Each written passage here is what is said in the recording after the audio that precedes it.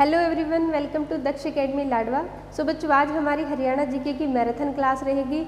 जैसे कि आपने थंबनेल में देखा है, इसमें 7 टॉपिक आपके कवर होंगे और 7 टॉपिक मीन्स 7 आपके मार्क्स भी पक्के होंगे, क्योंकि ये जो टॉपिक्स मैंने इस वीडियो में करा रही हूँ आपको, इसमें कौन से टॉपिक रहेंगे, जैसे हरियाणा के स्थानों के बदले हुए नाम हैं, हरियाणा के गुरुद्वारे हैं, मंदिर मस्जिद हैं और हरियाणा की हवेली है, दुर्ग है, ये सारे आपके इसी में कवर हो जाएंगे। और एक ही वीडियो में आप कवर करोगे इस टॉपिक को, तो आपको कोई और वीडियो देखने की ज़रूरत नहीं पड़ेगी, क्योंकि एग्ज़ाम पास आ रहे हैं, आपका टाइम भी इसमें वेस्ट नहीं होगा और आपको कोई और बुक देखने की ज़रूरत नहीं पड़ेगी। और वीडियो को एंड तक देखिएगा ताकि आपके 7 मार्क्स जो है एग्ज़ाम के लिए पक्के हो सके।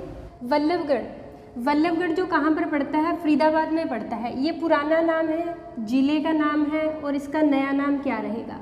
तो वल्लभगढ़ जो है कहाँ पर पड़ता है? फरीदाबाद में पड़ता है। इसका नया नाम क्या कर दिया है? बलरामगढ़। नया नाम क्या कर दिया है? बलरामगढ़। किसके नाम से इसका नाम बलरामगढ़ पड़ा है? क्योंकि 1606 में वल्लभगढ़ के राजा थे, एक जाट राजा थे जिसका नाम था बलराम सिंह। उन्होंने वल्लभगढ़ की स्थापना की थी, इसलिए हरियाणा सरकार ने इसका नाम बदल के क्या कर दिया है? बलरामगढ़ कर दिया है। और जो वल्लभगढ़ के राजा थे बलराम सिंह, इन्हीं की 7वीं पीढ़ी में कौन हुए थे? राजा नाहर सिंह हुए थे, और जिन्होंने 1857 की क्रांति में अपना महत्वपूर्ण योगदान दिया था और शहीद हुए थे। एंड नेक्स्ट है कुतियावाली जो गांव पड़ता है वो कहाँ पर पड़ता है? हिसार में पड़ता है। इसका नया नाम क्या कर दिया है? शहजादपुर इसका नया नाम कर दिया है। नेक्स्ट है चमारखेड़ा। देखो ये जो नाम है, मतलब नाम लेने में ही ऐसे अजीब लगते हैं, तो इनके गांव में जो लोग रहते थे उनके ऊपर क्या असर पड़ता होगा जब वो अपने गांव का नाम बताते होंगे, तो इसलिए हरियाणा सरकार ने इनके जो नाम है वो चेंज कर दिए हैं। तो चमारखेड़ा इसका नया नाम क्या पड़ा है? सुंदरखेड़ा इसका नया नाम कर दिया है। नेक्स्ट है किन्नर गांव, जो कहाँ पर पड़ता है? हिसार में पड़ता है। इसका नया नाम क्या कर दिया है? गैबी नगर। अगर क्वेश्चन आता है गैबी नगर किसका नया नाम है, तो किसका है? किन्नर खेड़ा, जो कहाँ पर पड़ता है? हिसार में पड़ता है। नेक्स्ट है गढ़ी सांपला, जो पड़ता है रोहतक में। गढ़ी सांपला के नाम को सब जानते हैं, क्योंकि गढ़ी सांपला जो है वो किसका जन्म स्थान है? चौधरी छोटू राम का, जिन्हें क्या बोलते हैं? रहबरे आजम बोलते हैं, किसानों का मसीहा बोलते हैं। उन्हीं के नाम से जो गढ़ी सांपला, उसका नाम क्या कर दिया है? छोटू राम नगर। क्या नाम कर दिया है? छोटू राम नगर। नेक्स्ट है मुस्तफाबाद, जो कहाँ पर पड़ता है? यमुनानगर में, तो इसका नया नाम कर दिया है सरस्वती नगर। और जो सरस्वती नगर इसका नाम क्यों किया है? क्योंकि ये किसके किनारे पड़ता है? हरियाणा की जो सबसे पवित्र नदी है सरस्वती नदी, तो उसके नाम से मुस्तफाबाद का नाम क्या कर दिया है? सरस्वती नगर। नेक्स्ट है खिजराबाद, ये भी कहाँ पर पड़ता है? फरीदाबाद में पड़ता है, और इसका नया नाम कर दिया है प्रताप नगर। अगर क्वेश्चन आता है प्रताप नगर किसका नया नाम है, तो किसका? खिजराबाद का। नेक्स्ट है अमीन गांव कहाँ पर पड़ता है? कुरुक्षेत्र में। नया नाम क्या किया है? अभिमन्युपुर इसका नया नाम किया है। क्यों इसका नाम अभिमन्युपुर रखा है? क्योंकि महाभारत के युद्ध में जो अमीन गांव है, मतलब जिसका नाम चेंज करके अभिमन्युपुर रखा है, वहाँ पर किसकी रचना की थी? चक्रव्यूह की रचना की गई थी। चक्रव्यूह की रचना की थी किसके द्वारा? द्रोणाचार्य द्वारा चक्रव्यूह की रचना की थी। और जो अर्जुन के बेटे थे अभिमन्यु, वहाँ पर उनकी मृत्यु हो गई थी, क्योंकि उन्हें जो है चक्रव्यूह भेदना आता था लेकिन उससे निकलना नहीं आता था, इसलिए हरियाणा सरकार ने अमीन गांव का नाम क्या कर दिया है? अभिमन्युपुर। नेक्स्ट है पिंडारी, जो कहाँ पर पड़ता है? जींद में पड़ता है। इसका नया नाम क्या कर दिया है? पांडु पिंडारा इसका नया नाम कर दिया है। क्यों इसका नया नाम पांडु पिंडारा किया है? क्योंकि पांडु पिंडारा जगह जहाँ पर है, पांडवों ने 12 वर्षों तक किसका इंतजार किया था? सोमवती अमावस का इंतजार किया था। किसके लिए? जो पांडवों के पूर्वज थे उनका पिंडदान करने के लिए। एंड नेक्स्ट है दुर्जनपुर। देखो इसका नाम जो है दुर्जन किसे बोलते हैं? जो बुरे लोग होते हैं, तो क्या कहा जाता था? दुर्जनपुर, यानी कि बुरे लोगों का गांव। और कहाँ पर पड़ता है? भिवानी में। इसका नया नाम बिल्कुल अपोजिट कर दिया है, सज्जनपुर। अगर क्वेश्चन आता है सज्जनपुर जो है वो किसका नया नाम है? दुर्जनपुर का, और कहाँ पर पड़ता है? भिवानी में पड़ता है। नेक्स्ट गांव है लूला अहीर, कहाँ पर पड़ता है? रेवाड़ी में। इसका नया नाम कर दिया है कृष्ण नगर। नेक्स्ट क्वेश्चन है झिमरी खेड़ा, जो कहाँ पर पड़ता है? करनाल में पड़ता है और नया नाम क्या कर दिया है इसका? झोला खेड़ी। अगर क्वेश्चन आता है झोला खेड़ी किसका नया नाम है तो झिमरी खेड़ा का। नेक्स्ट है लंडूरा गांव, ये भी कहाँ पर पड़ता है? करनाल में, और इसका नया नाम कर दिया है जयरामपुर। जयरामपुर। अगर क्वेश्चन आए जयरामपुर किसका नया नाम है तो किसका है? लंडूरा गांव का। नेक्स्ट है कुत्ताबड़, इसका नाम जो है कुत्ताबड़ क्यों पड़ा था? कहते हैं कि पुराने टाइम में जो कुत्ताबड़ के लोग हैं वो यहाँ पर कुत्ते रखने का बड़ा शौक था, तो इसलिए इस गांव को क्या कहने लगे थे? पहले कुत्तागढ़, उसके बाद इसका नाम पड़ गया था कुत्ताबड़। लेकिन अब जो है इसका नया नाम क्या कर दिया है? प्यार नगर। कहाँ पर पड़ता है? सिरसा में पड़ता है। नेक्स्ट है चांदखेड़ा, जो पड़ता है महेंद्रगढ़ में, और नया नाम क्या कर दिया इसका? देवनगर। नेक्स्ट क्वेश्चन आता है भोंडसी। भोंडसी जो है कहाँ पर पड़ता है? गुरुग्राम में पड़ता है, और इसका नया नाम किसके नाम पे किया गया है? भुवनेश्वरी नगर बोलते हैं इसे। क्या बोलते हैं? भुवनेश्वरी नगर। और किसके नाम से भुवनेश्वरी नगर इसका रखा गया? यहाँ पे भुवनेश्वरी देवी का मंदिर है जिसके नाम से जो है भोंडसी का नया नाम कर दिया भुवनेश्वरी नगर। नेक्स्ट है मरोड़ा गांव, ये जो है काफ़ी हरियाणा का ये गांव जो है वो काफ़ी हाईलाइट रहा। जैसे क्वेश्चन आता है कि हरियाणा के किस गांव का नाम जो अमेरिका के पूर्व राष्ट्रपति थे डोनाल्ड ट्रंप, उसके नाम पे रखा गया, तो किसके नाम से? मरोड़ा गांव का नाम। और इसे क्या बोलते हैं? ट्रंप गांव इसे बोला जाता है। एंड नेक्स्ट क्वेश्चन आता है टोडा खेड़ी, कहाँ पर पड़ता है? जींद में पड़ता है, और इसका नया नाम क्या है? सरना खेड़ी। सरना खेड़ी कहाँ पर पड़ता है? जींद में। नेक्स्ट है गंदा गांव, इसे गंदा गांव क्यों बोलते थे? कहते हैं कि ब्रिटिश काल में यहाँ पे कोई अंग्रेज अधिकारी आया था, क्योंकि कहाँ पर पड़ता है? फतेहाबाद में। और यहाँ पर जो है घग्गर की वजह से बाढ़ आई हुई थी और चारों तरफ क्या फैली हुई थी? गंदगी फैली हुई थी। तो उस अंग्रेज अधिकारी ने जो है इसका नाम मतलब क्या पुकारने लगा? गंदा गांव। और इसका जो नया नाम है वो क्या कर दिया है? अजीत नगर। अजीत नगर किसका नया नाम है? गंदा गांव का। अब इसका नाम अजीत नगर क्यों किया गया है? क्योंकि सिखों के 10वें गुरु गुरु गोविंद सिंह जी के जो बड़े बेटे थे जिसका नाम था अजीत सिंह, वो जो मुगलों के साथ युद्ध हुआ था उसमें शहीद हो गए थे, इसलिए उनके नाम पे जो है अजीत नगर रखा गया है। किसका नाम? गंदे गांव का। क्योंकि काफ़ी एग्जाम में हरियाणा के गुरुद्वारों के बारे में पूछा गया है और हरियाणा में काफ़ी बड़े और अच्छे गुरुद्वारे बने हुए हैं। तो सबसे पहले तो हम कुछ बेसिक क्वेश्चन कर लेते हैं। जैसे अगर क्वेश्चन आता है कि हरियाणा में सिख धर्म के लोग कितने % हैं? सिख धर्म के लोग कितने % हैं? 4.9%, मतलब लगभग 5% के आसपास हरियाणा में है। और अगर क्वेश्चन आए कि सबसे ज़्यादा सिख पॉपुलेशन कहाँ पर है, तो सिरसा में। सिरसा में जो है सिख धर्म के सबसे ज़्यादा लोग रहते हैं। कितने % है? 26%, यानी कि सिरसा के टोटल पॉपुलेशन का 26% जो है वो सिख पॉपुलेशन है। एंड नेक्स्ट क्वेश्चन आता है कि हरियाणा में गुरुद्वारों का शहर किसे कहते हैं? तो किसे कहते हैं? कैथल को कहते हैं। और अगर क्वेश्चन आए कि हरियाणा में सबसे ज़्यादा गुरुद्वारे कहाँ पर है, तो अम्बाला में है। ये बेसिक क्वेश्चन आपने अच्छे से याद रखने हैं। नेक्स्ट हमारे पास क्वेश्चन आता है मंजी साहिब गुरुद्वारा। देखो ये 3 तरह के गुरुद्वारे आपके पास आते हैं और इसमें कंफ्यूज नहीं होना आपने। अगर आपको याद ना रहे तो 6वीं पातशाही, 9वीं पातशाही ऐसे आप याद रख सकते हो। जैसे अगर क्वेश्चन आए मंजी साहिब गुरुद्वारा जो 6वीं पातशाही का है वो कहाँ पर है? अम्बाला में है। अम्बाला में 6वीं पातशाही का गुरुद्वारा है जिसे क्या बोलते हैं? मंजी साहिब गुरुद्वारा बोलते हैं। और 6वीं पातशाही की बात करें तो कौन थे, यानी कि 6वें गुरु कौन थे? गुरु हरगोबिंद सिंह जो है वो 6वीं पातशाही यानी कि सिखों के 6वें गुरु थे। और इनके बारे में क्वेश्चन आता है कि किस सिख गुरु ने मुगलों के खिलाफ सबसे पहले हथियार उठाए थे? तो किसने उठाए थे? गुरु हरगोबिंद साहिब ने। एंड नेक्स्ट क्वेश्चन है श्री मंजी साहिब गुरुद्वारा अगर पूछा जाए आपसे कहाँ पर है और ये किनका 9वीं पातशाही कौन थे? गुरु तेग बहादुर जी। तो कहाँ पर पड़ता है? ये कैथल में पड़ता है। ये 9वीं पातशाही का गुरु तेग बहादुर जी। गुरु तेग बहादुर जी को क्या बोला जाता है? हिंद की चादर भी बोला जाता है। नेक्स्ट है गुरुद्वारा मंजी साहिब। गुरुद्वारा मंजी साहिब ये भी 9वीं पातशाही यानी कि गुरु तेग बहादुर जी का गुरुद्वारा है और ये कहाँ पर पड़ता है? रोहतक में पड़ता है। और रोहतक में गुरुद्वारा कहाँ पर पड़ता है? लाखन माजरा, लाखन माजरा। और यहाँ से कई बार क्वेश्चन आता है कि गुरु तेग बहादुर जी जब शहीदी देने अपने 5 अनुयायियों के साथ दिल्ली गए थे तो कहाँ पर रुके थे, तो कहाँ पर रुके थे, लाखन माजरा। और वहाँ पर कौन सा गुरुद्वारा बना हुआ है, गुरुद्वारा मंजी साहिब। नेक्स्ट है टोपियों वाला गुरुद्वारा। यहाँ से भी एक बार क्वेश्चन आया था कि हरियाणा में टोपियों वाला गुरुद्वारा कहाँ पर है, कैथल में है।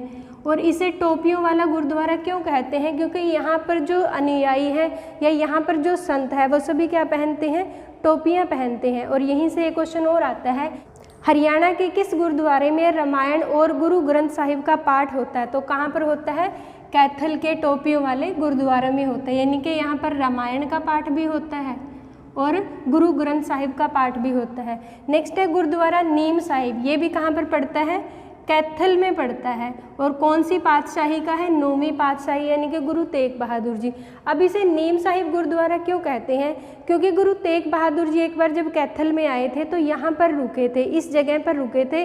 और किसके, एक नीम के पेड़ के नीचे, नीम के पेड़ के नीचे रुके थे। और गुरु तेग बहादुर जी के एक अनुयायी को बुखार था और गुरुजी ने नीम की पत्तियां तोड़कर उसे खिलाई और उसका जो बुखार है वो ठीक हो गया था।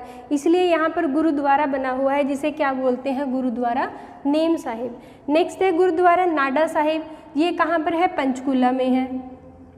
कहाँ पर पड़ता है, पंचकूला में है। और किस पातशाही यानी कि किस गुरु का गुरुद्वारा है, तो 10वीं पातशाही यानी कि गुरु गोविंद सिंह जी का गुरुद्वारा बना हुआ है।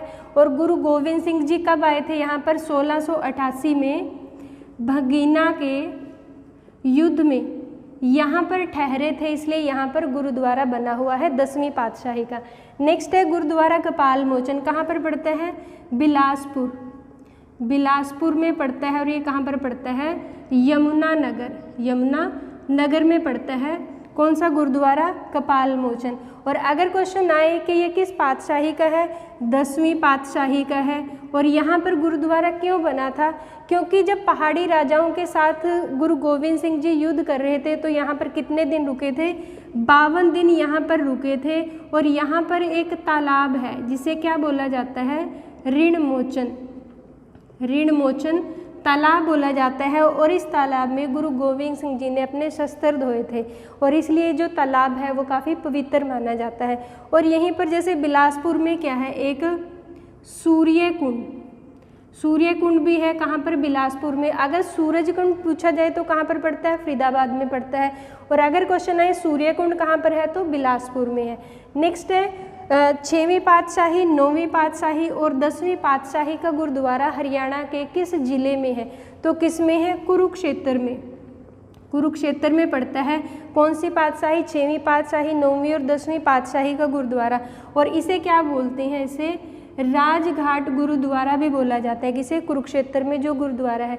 और यहीं पर हरियाणा सरकार ने सिखों के लिए यानी कि सिख धर्म के जो 10 गुरु हैं उनकी जो यात्राएं थी उन्हें सहेजने के लिए क्या बनाया जा रहा है, यहाँ पर म्यूजियम। अगर क्वेश्चन आता है कि सिख धर्म का हरियाणा में पहला म्यूजियम कहाँ बनने जा रहा है, कुरुक्षेत्र के राजघाट गुरुद्वारे में। नेक्स्ट है गुरुद्वारा धमतान साहिब, कहाँ पर है, जींद में है। और अगर क्वेश्चन है किस पातशाही का है या किस गुरु का है, 9वीं पातशाही गुरु तेग बहादुर जी का गुरुद्वारा है।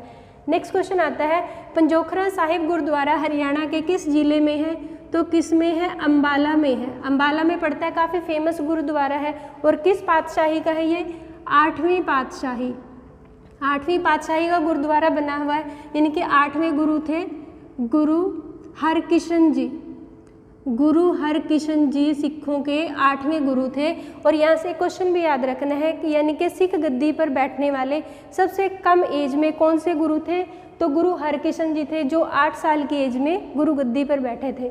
नेक्स्ट है गुरुद्वारा लखनौर साहिब, कहाँ पर है, तो ये भी कहाँ पर पड़ता है, अंबाला में पड़ता है लखनौर साहिब। ये भी काफ़ी बड़ा और काफ़ी फेमस गुरुद्वारा है। जो लखनौर साहिब है वो गुरु गोविंद सिंह जी का ननिहाल था, गुरु गोविंद सिंह जी का ननिहाल था। यानी कि गुरु गोविंद सिंह जी की जो माता थी, माता गुजरी, माता गुजरी कहाँ से थी, लखनौर साहिब से थी, इसलिए गुरुद्वारा काफ़ी फेमस है।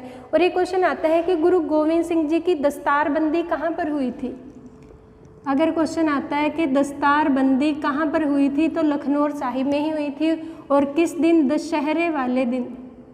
किस दिन हुई थी? दशहरे वाले दिन हुई थी, इसलिए दशहरे के दिन यहाँ पर काफ़ी बड़ा मेला लगता है। और अगर मतलब पूछा जाए कि दस्तारबंदी क्या है, मतलब ये क्वेश्चन तो ना आए तो कोई बात नहीं, लेकिन मैं बता देती हूँ कि दस्तारबंदी क्या होती है। सिखों में क्या होता है कि जब बच्चा 11 से 16 साल के बीच में पहली बार उस बच्चे को पग पहनाई जाती है, यानी कि पगड़ी बांधी जाती है, तो उसे क्या बोला जाता है? दस्तारबंदी बोलते हैं। और ये जो परंपरा है वो 11 से लेकर 16 साल तक की एज में की जाती है। एंड नेक्स्ट है गुरुद्वारा सूरजकुंड, गुरुद्वारा बादशाही बाग और गोविंदपुरा। अगर इन तीनों में से किसी भी गुरुद्वारे के बारे में पूछा जाए, ये कहाँ पर है, तो ये भी कहाँ पर है? अम्बाला में है। ये तीनों गुरुद्वारे कहाँ पर है? अम्बाला में है। और अगर क्वेश्चन आए कि बादशाही जो बाग गुरुद्वारा है वो क्यों फेमस है, तो जो बादशाही जो बाग है, जो मुगलों ने यहाँ पर एक बाग बनाया था, किसके लिए? मुगल शासकों के लिए। इसे क्या बोला जाता था? बादशाही बाग बोला जाता था।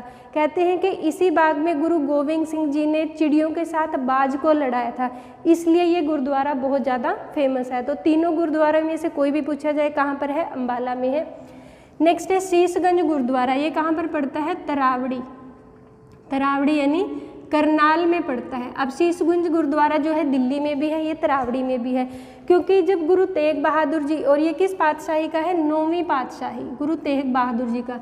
क्योंकि जब गुरु तेग बहादुर जी की शहीदी हुई थी और उनके सिर को भाई जेता सिंह चोरी से वहाँ से उठा के ले आए थे, और एक रात के लिए कहाँ रुके थे? तरावड़ी में रुके थे। और उस चीज़ को फिर कहाँ लेके जाना था? आनंदपुर साहिब लेके जाना था, जहाँ पे गुरु तेग बहादुर जी का अंतिम संस्कार करना था। एक रात के लिए कहाँ पे रुके थे? तरावड़ी में रुके थे। इसलिए यहाँ पर एक गुरुद्वारा बना हुआ है जिसे क्या बोलते हैं? शीशगंज साहिब गुरुद्वारा। नेक्स्ट है निर्मल कुटिया। ये भी कहाँ पर है? करनाल में है, ये भी गुरुद्वारा है। एंड बंगला साहिब गुरुद्वारा कहाँ पर पड़ता है? ये रोहतक में पड़ता है, और ये भी 9वीं पातशाही गुरु तेग बहादुर जी की याद में बना है। गुरुद्वारा टिकाना साहिब, ये कहाँ पर पड़ता है? ये भी रोहतक में पड़ता है। नेक्स्ट है चिल्ला साहिब गुरुद्वारा। ये कहाँ पर पड़ता है? सिरसा में पड़ता है चिल्ला साहिब गुरुद्वारा। और जो चिल्ला साहिब गुरुद्वारा है वो किस पातशाही का है? पहली पातशाही, यानी कि गुरु नानक देव जी का गुरुद्वारा है। गुरु नानक देव जी ने, अगर क्वेश्चन आता है कि हरियाणा के किस स्थान पर 40 दिन तक तपस्या की थी, कितने दिन तक?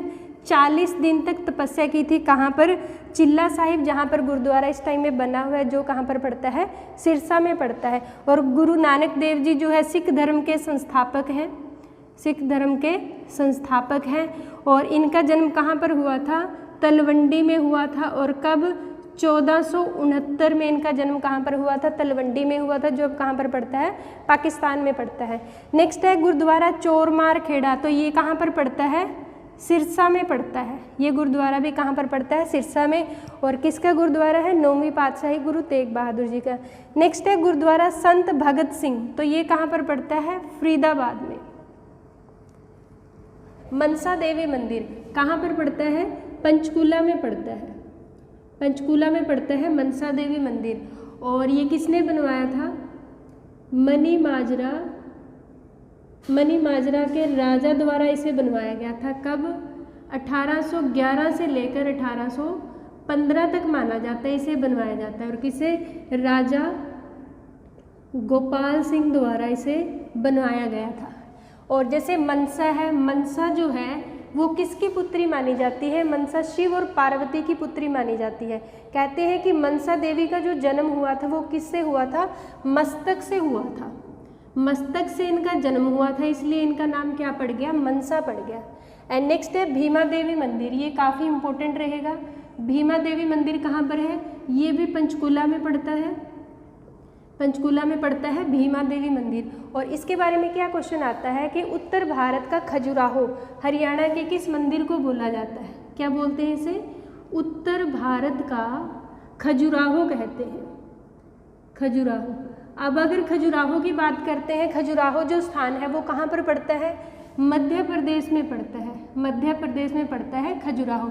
यहाँ पर जो है काफ़ी बड़े मंदिर बने हुए और काफ़ी खूबसूरत मंदिर है यहाँ पर बने, कहाँ पर, खजुराहो में। और जैसे इसकी बात करते हैं इसके नाम की, खजुराहो, पता है इसका नाम कैसे पड़ा? कहते हैं कि यहाँ पर जहाँ पर खजुराहो मंदिर है यहाँ पर खजूर के बहुत सारे पेड़ थे, तो इसलिए इसका नाम क्या पड़ गया? खजुराहो पड़ गया। एंड नेक्स्ट है काली माता मंदिर, ये भी कहाँ पर पड़ता है? पंचकुला। पंचकुला के किस स्थान पर? कालका में पड़ता है। नेक्स्ट हमारे पास आता है जितगिरी मंदिर, ये भी पड़ता है पंचकुला में। तो ये हुए हमारे पंचकुला के 4 मंदिर। एंड नेक्स्ट है भवानी अम्बा का मंदिर, ये काफ़ी इंपॉर्टेंट रहेगा। भवानी अम्बा का मंदिर कहाँ पर पड़ता है? अम्बाला में पड़ता है। और अगर इसकी प्राचीनता की बात करें कि कितना पुराना है, इसे महाभारत काल का माना जाता है, महाभारत काल का माना जाता है। किस मंदिर को? भवानी अम्बा के मंदिर को। और जो अम्बाला है उसका नाम अम्बाला क्यों पड़ा था? इन्हीं के नाम से, यानी कि अम्बा माता के नाम से या फिर अम्बा राजपूत के नाम से, अम्बा राजपूत के नाम से, या फिर आमों की पैदावार ज़्यादा होने के कारण ही अम्बाला का नाम क्या पड़ा था? अम्बाला पड़ा था। तो जैसे भी आपके पास एग्जाम में आए आप उसके अकॉर्डिंग ऑप्शन देख के अपना आंसर कर सकते हो। नेक्स्ट हमारे पास क्वेश्चन आता है जैन मंदिर, ये कहाँ पर पड़ते हैं? यमुनानगर, यमुनानगर में पड़ते हैं जैन मंदिर। और अगर क्वेश्चन आता है दिगंबर जैन मंदिर, कौन सा? दिगंबर जैन मंदिर। अगर दिगंबर जैन मंदिर की बात करें तो कहाँ पर पड़ते हैं? हिसार में। और अगर जैन मंदिर की बात करें तो कहाँ पर पड़ता है? यमुनानगर में। नेक्स्ट है सूर्यकुंड मंदिर, ये कहाँ पर पड़ता है? बिलासपुर, बिलासपुर यानी कि यमुनानगर में। अगर क्वेश्चन आता है सूर्यकुंड मंदिर कहाँ पर है? बिलासपुर, यमुनानगर में। नेक्स्ट है पंचमुखी हनुमान मंदिर, ये भी कहाँ पर पड़ता है? यमुनानगर में पड़ता है। इसके बारे में भी एक बार पूछा गया था कि पंचमुखी हनुमान मंदिर कहाँ पर है। नेक्स्ट है चिट्टा मंदिर, ये काफ़ी इंपॉर्टेंट है। चिट्टा मंदिर कहाँ पर है? ये भी यमुनानगर में है। कहाँ पर पड़ता है? यमुनानगर में। और अगर चिट्टे मंदिर के इतिहास की बात करें तो ये किस काल से माना जाता है, यानी कि इसका जो संबंध है वो किस काल से है? महाभारत काल से। क्यों महाभारत काल से माना जाता है? क्योंकि महाभारत काल में जो हनुमान जी हैं उन्होंने अपने दर्शन किस रूप में दिए थे? वाइट रूप में, यानी कि सफ़ेद रूप में अपने दर्शन दिए थे। और अर्जुन की पताका जो थी, अर्जुन की पताका पर, अर्जुन की पताका पर जो है यानी कि हनुमान जी अपने जो रूप में अर्जुन की पताका पर रहे थे, किसमें? महाभारत के युद्ध में। इसलिए जो अर्जुन है उसका एक नाम क्या है? कपिध्वज, कपिध्वज। ये महाभारत से रिलेटेड क्वेश्चन है। अर्जुन का दूसरा नाम क्या है? कपिध्वज। एंड नेक्स्ट हमारे पास आता है नर नारायण गुफा, एक बार इसके बारे में भी पूछा गया था, ये भी कहाँ पर पड़ती है? यमुनानगर में नर नारायण गुफा। लक्कड़हारा मंदिर काफ़ी इंपॉर्टेंट है। लक्कड़हारा मंदिर कहाँ पर पड़ता है? यमुनानगर में पड़ता है। और लक्कड़हारा मंदिर की अगर हम बात करते हैं ये किस तरह से बनाया गया है, तो ये जैसे कोणार्क मंदिर है, कोणार्क मंदिर कहाँ पर पड़ता है? उड़ीसा में पड़ता है। जैसे उड़ीसा का कोणार्क मंदिर है ना, ये वैसे ही बना हुआ है, यानी कि उसी टाइप का बना हुआ है उड़ीसा के कोणार्क मंदिर की तरह। और अगर हम कोणार्क मंदिर की बात करते हैं, उड़ीसा का कोणार्क मंदिर कहाँ पर पड़ता है? पुरी में पड़ती है। पुरी यानी कि जो उड़ीसा में स्थान पड़ता है। और अगर क्वेश्चन आता है कि पुरी का जो है सबसे फेमस त्यौहार कौन सा है, तो रथ यात्रा, रथ यात्रा जो है पुरी का सबसे फेमस त्यौहार है। नेक्स्ट है भगवान परशुराम सर्वधर्म मंदिर, ये भी कहाँ पड़ता है? यमुनानगर में पड़ता है। यमुनानगर में अगर एग्जैक्ट की बात करें तो जगाधरी, जगाधरी यमुनानगर में पड़ता है भगवान परशुराम मंदिर। नेक्स्ट है आदि बद्री नारायण मंदिर, ये काफ़ी इंपॉर्टेंट रहेगा। आदि बद्री नारायण मंदिर जो है वो कहाँ पर पड़ता है? बिलासपुर,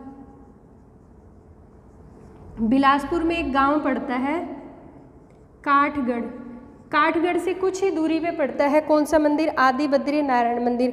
अगर इस मंदिर की इम्पोर्टेंस बताऊं, महर्षि वेदव्यास जी थे, उन्होंने इस मंदिर के यहाँ, क्योंकि यहाँ पर क्या है? सरस्वती नदी भी बहती है, सरस्वती नदी भी बहती थी इस मंदिर के किनारे से।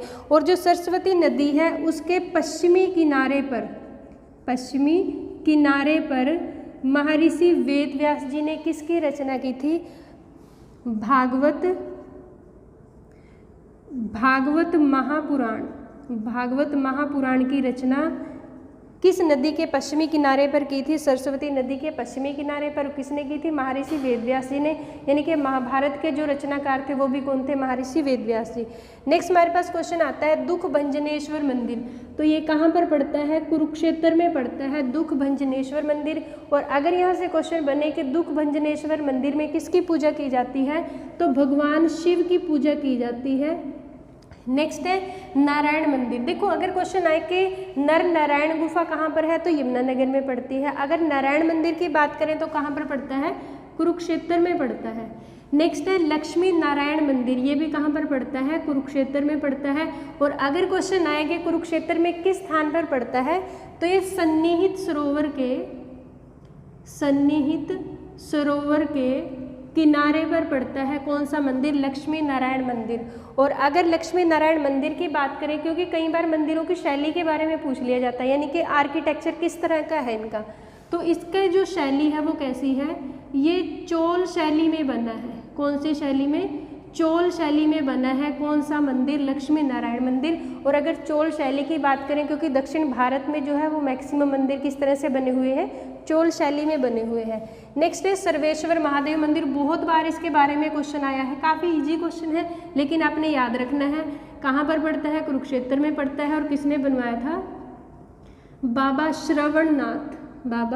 श्रवणनाथ द्वारा कुरुक्षेत्र का कौन सा मंदिर बनवाया गया था? तो कौन सा? सर्वेश्वर महादेव मंदिर। एंड नेक्स्ट है देवीकूप मंदिर या फिर भद्रकाली। अगर आपके पास आता है देवीकूप मंदिर तो वो भी कुरुक्षेत्र में है। अगर आपके पास आए भद्रकाली मंदिर तो वो भी कुरुक्षेत्र में पड़ता है। और अगर इसकी इम्पोर्टेंस की बात करें तो ये इतना फेमस क्यों है? क्योंकि हमारे देश में जो 51 शक्तिपीठ है, 51 शक्तिपीठ है, उनमें से ये एक है। और शक्तिपीठ किसे बोलते हैं? माता सती के, यानी कि जब माता सती जो है वो सती हुई थी, यानी कि उन्होंने हवन कुंड में छलांग लगाई थी, तो उस टाइम में शिव उनको वहाँ से निकाल कर लेके आए थे। और जहाँ जहाँ पर उनके शरीर के हिस्से गिरे थे वहाँ पर कितने शक्तिपीठ बन गए हैं? 51 शक्तिपीठ, और उनमें से ये एक है। नेक्स्ट है स्थानेश्वर महादेव मंदिर। ये भी काफ़ी इंपॉर्टेंट रहेगा आपके एग्जाम के अकॉर्डिंग। तो ये कहाँ पर पड़ता है? कुरुक्षेत्र में पड़ता है। अगर क्वेश्चन आए कि सर्वेश्वर महादेव मंदिर का निर्माण किसने कराया था, तो पुष्यभूति राजा द्वारा इसका निर्माण कराया गया था। और अगर क्वेश्चन आए कि पुनः निर्माण किसके द्वारा कराया गया था, पुनः निर्माण कराया था सदाशिव राव। कौन? मराठा राजा सदाशिव राव द्वारा इसका पुनः निर्माण कराया गया था। निर्माण की बात करें तो राजा पुष्यभूति द्वारा, जो थानेसर के राजा थे। नेक्स्ट है बिरला मंदिर। इसके बारे में भी बहुत बार एग्जाम में क्वेश्चन आया है। कहाँ पर पड़ता है? कुरुक्षेत्र में पड़ता है। और अगर बिरला मंदिर की बात करें, इसे क्या बोलते हैं? गीता मंदिर भी इसे बोलते हैं। क्यों बोलते हैं गीता मंदिर? क्योंकि इस मंदिर की दीवारों पर गीता के श्लोक लिखे गए हैं। या फिर क्वेश्चन इस तरह से भी आ सकता है कि हरियाणा के किस मंदिर की दीवारों पर गीता के श्लोक लिखे गए हैं, तो किसके? बिरला मंदिर की। और किसने बनवाया था? जुगल किशोर बिरला द्वारा इसे बनवाया गया था। कब? 1955 में इसे बनवाया गया था। एंड नेक्स्ट है अदिति का मंदिर। काफ़ी इंपॉर्टेंट क्वेश्चन रहेगा, लेकिन इसमें थोड़ा सा कन्फ्यूज़न भी है। अदिति का मंदिर वैसे तो कहाँ पड़ता है? अमीन गांव, जिसे क्या बोलते हैं अब? अभिमन्युपुर इसे बोला जाता है, जो कहाँ पर पड़ता है? कुरुक्षेत्र में पड़ता है। और अगर अदिति की बात करें, कौन थी?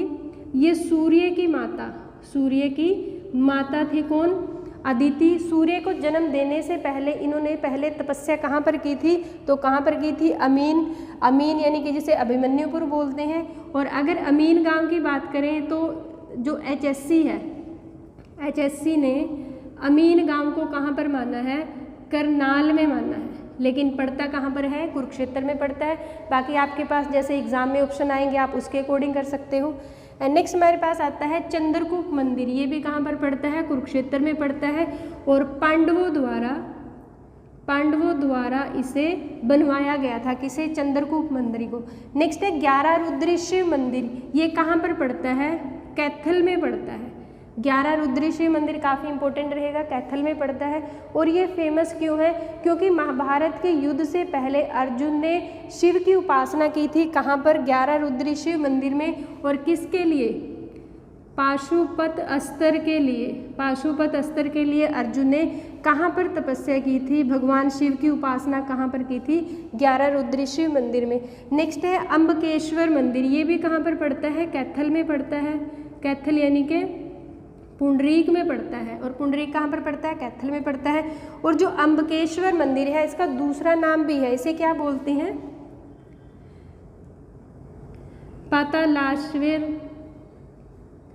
पातालेश्वर मंदिर भी इसे बोला जाता है। अगर क्वेश्चन आता है अम्बकेश्वर मंदिर कहाँ पर है तो पुंडरीक कैथल में, या फिर पातालेश्वर मंदिर कहाँ पर है तो वो भी कहाँ पर रहेगा? पुंडरीक कैथल में। नेक्स्ट है राधेश्याम मंदिर, ये भी कहाँ पर पड़ता है? पुंडरीक कैथल में। पुंडरीक कैथल में राधेश्याम मंदिर पड़ता है। नेक्स्ट हमारे पास आता है पुराना शिव मंदिर, शिव पार्वती मंदिर, तो ये भी कहाँ पर पड़ता है? ये भी पुंडरीक कैथल में। पुंडरीक कैथल में पड़ता है कौन सा मंदिर? पुराना शिव पार्वती मंदिर। एंड नेक्स्ट है प्राचीन ईंटों का मंदिर, ये काफ़ी इंपॉर्टेंट मंदिर है, आपने इसको अच्छे से याद रखना है, चाहे रट्टा लगा हो चाहे जैसे मर्जी करो, तो इसको अच्छे से याद रखना है। प्राचीन ईंटों का मंदिर ये कहाँ पर पड़ता है? कलायत। कलायत यानी कि कैथल में पड़ता है। कौन सा? प्राचीन ईंटों का मंदिर। और अगर इसकी मैं बात बताऊं प्राचीन ईंटों के मंदिर की, तो ये किस काल का है? 8वीं शताब्दी का है। 8वीं शताब्दी का है। और किन राजाओं द्वारा बनवाया गया? गुर्जर प्रतिहार। गुर्जर प्रतिहार राजाओं द्वारा बनवाया गया था कैथल का कौन सा मंदिर? प्राचीन ईंटों का मंदिर, ये ईंटों से ही बना हुआ है। नेक्स्ट है झिरकेश्वर मंदिर। झिरकेश्वर मंदिर कहाँ पर पड़ता है? मेवात में पड़ता है। सीतामाई मंदिर। सीतामाई मंदिर कहाँ पर पड़ता है? ये करनाल में पड़ता है, और करनाल के माई गांव में पड़ता है सीतामाई मंदिर। ये मंदिर क्यों बनाया गया था? क्योंकि ये वो स्थान है जहाँ पर सीता माता ने अपनी पवित्रता साबित करने के लिए धरती में समाई थी। तो अगर क्वेश्चन आता है सीतामाई मंदिर कहाँ पर है, तो कहाँ पर पड़ेगा? माई गांव में। और ये पूरे भारत का एकमात्र मंदिर है। नेक्स्ट है पांडवों का मंदिर, ये भी कहाँ पर पड़ता है? करनाल में पड़ता है पांडवों का मंदिर। देखो अगर क्वेश्चन आता है कि पांडवों का मंदिर कहाँ पर है, तो करनाल में पड़ता है। और अगर क्वेश्चन आता है कि पांडु तीर्थ कहाँ पर है, तो ये तोशाम। तोशाम कहाँ पर? भिवानी में। पांडु तीर्थ की बात करें तो तोशाम भिवानी में पड़ता है। पांडवों के मंदिर की बात करें तो कहाँ पर पड़ता है? करनाल में। और अगर क्वेश्चन आता है कि पांडु पिंडारा कहाँ पर पड़ता है, तो ये कहाँ पर पड़ता है? जींद में पड़ता है। और ये भी महाभारत काल से संबंधित है पांडु पिंडारा। नेक्स्ट है जंती देवी मंदिर, इसके बारे में कई बार पूछा जा चुका है। जंती देवी मंदिर कहाँ पर है? जींद में है। और ये मंदिर किनके द्वारा बनवाया गया था? पांडवों द्वारा बनवाया गया था, क्योंकि जो जंती देवी है उसे युद्ध की देवी माना जाता है। किसकी? युद्ध की देवी माना जाता है। कहते हैं कि महाभारत के युद्ध होने से पहले पांडवों ने जंती देवी की पूजा की थी, और कालांतर में जाके जींद का नाम क्या पड़ा था? जींद पड़ा था जंती देवी के नाम से। एंड नेक्स्ट है भूतेश्वर मंदिर। अगर भूतेश्वर मंदिर की बात करते हैं तो कहाँ पर पड़ता है? जींद में पड़ता है। देखो भूतों का मंदिर अगर क्वेश्चन आए तो कहाँ पर पड़ता है? भिवानी में पड़ता है। और अगर भूतेश्वर मंदिर की बात करें तो कहाँ पर पड़ता है? जींद में पड़ता है। और अगर इस बात करते हैं कि भूतेश्वर मंदिर का जो निर्माण है वो किसने करवाया था? जींद रियासत के राजा, जींद रियासत के राजा रघुनाथ द्वारा इसका निर्माण कराया गया था। किसका? भूतेश्वर मंदिर का। एंड नेक्स्ट है शिव मंदिर। शिव मंदिर जो कहाँ पर पड़ता है? किलोई में पड़ता है। और ये भी कहाँ पर पड़ता है? जींद में पड़ता है। अगर क्वेश्चन आता है शिव मंदिर किलोई गांव का कहाँ पर है, तो जींद में है। नेक्स्ट है भीमेश्वरी देवी मंदिर, ये कहाँ पर पड़ता है? बेरी झज्जर में पड़ता है। कहाँ पर? बेरी झज्जर में। जो भीमेश्वरी देवी मंदिर है ना, ये किस काल का है? ये भी कहते हैं जो बेरी स्थान है वो महाभारत काल से, महाभारत काल से संबंधित है। कौन सा स्थान? बेरी स्थान। और जैसे बेरी को क्या बोला जाता है? मंदिरों का घर बोलते हैं। क्या बोलते हैं? मंदिरों का घर बोलते हैं। किसे? बेरी को बोलते हैं। अगर बेरी एग्जाम में ना हो तो क्या होगा? झज्जर होगा। या फिर अगर क्वेश्चन आता है कि मंदिरों का शहर किसे बोला जाता है, तो भिवानी को बोला जाता है। या फिर हरियाणा की काशी किसे बोलते हैं, तो भिवानी को बोलते हैं। छोटी काशी किसे बोलते हैं? कैथल को बोलते हैं। एंड नेक्स्ट क्वेश्चन हमारे पास आता है श्याम जी का मंदिर, ये भी कहाँ पर पड़ता है? झज्जर में पड़ता है श्याम जी का मंदिर। कुतानी का ठाकुर द्वारा, ये भी कहाँ पर पड़ेगा, झज्जर में पड़ेगा, कुतानी का ठाकुर द्वारा। नेक्स्ट क्वेश्चन आता है डीगल गांव का शिवालय, किसका, डीगल गांव का शिवालय, ये भी कहाँ पर पड़ता है, झज्जर में पड़ता है, और किसके द्वारा बनवाया गया था, सेठ धनीराम द्वारा इसे बनवाया गया था, किसे, डीगल गांव के शिवालय को। एंड नेक्स्ट आता है बेरी का रूडमल मंदिर, बेरी का रूडमल मंदिर, ये पड़ता है कहाँ पर, झज्जर में ही पड़ता है, क्योंकि बेरी कहाँ पर है, झज्जर में। इसके बारे में क्वेश्चन आपने याद रखना है, यहाँ पर क्या है, 24 अवतारों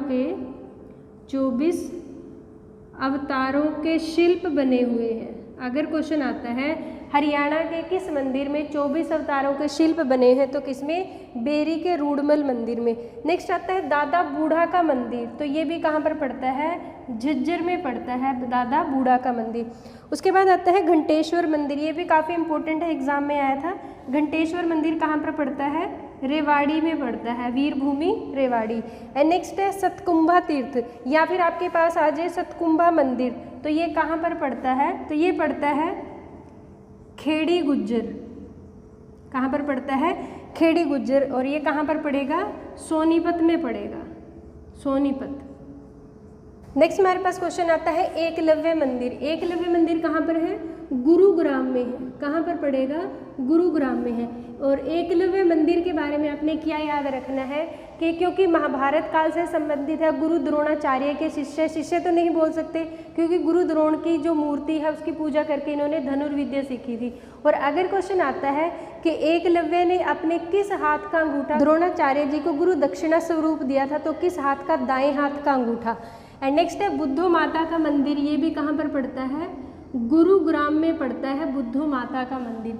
नेक्स्ट है भगत पूर्णमल का मंदिर, अगर मेले की बात करें भगत पूर्णमल का मेला या फिर मंदिर, दोनों कहाँ पर है, गुरुग्राम में, दोनों पड़ते हैं गुरुग्राम में। नेक्स्ट है शीतला माता मंदिर, ये भी कहाँ पर पड़ता है, गुरुग्राम में पड़ता है। और माता शीतला यानी कि माता कृपी के नाम से ये मंदिर बना हुआ है। और माता कृपी कौन थी, कृपाचार्य जी की बहन और द्रोणाचार्य जी की पत्नी थी, कौन, माता कृपी। अगर माता कृपी के बारे में या शीतला माता मंदिर के बारे में और 2-3 क्वेश्चन है, जैसे यहाँ पर क्या चढ़ाया जाता है, बासी भोजन चढ़ाया जाता है, कहाँ पर, शीतला माता के मंदिर पे।